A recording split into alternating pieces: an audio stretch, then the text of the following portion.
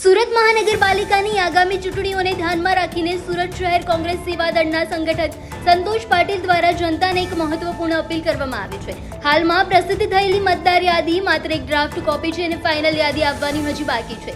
દરેક મતદારે જાગૃત બનીને યાદીમાં પોતાનો ભાગ નંબર, અનુક્રમ નંબર, ફોટો વ્યવસ્થિત છે કે નહીં તે ચકાસી લેવા જોઈએ। જો કોઈ સુધારો જણાય તો મતદારોએ તાત્કાલિક નજીકની વોર્ડ ઓફિસ અથવા તો સુરત મહાનગરપાલિકાની મુખ્ય કચેરીનો સંપર્ક સાધવો। અમે ત્યાં ફોન નંબર 1 થી 30 ની યાદી જોઈ।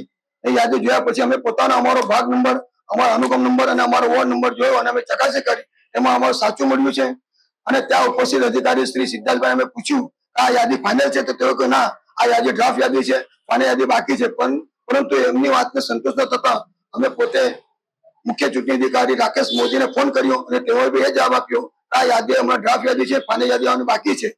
તો આપના માધ્યમથી હું જાહેર જનતાને સુરત શહેર કોંગ્રેસ સમિતિ વતી એક અપીલ કરવા માંગુ છું કે આપણે જાગૃત મતદાર તરીકે પોતાનો મત પોતાની યાદીમાં આવ્યો છે।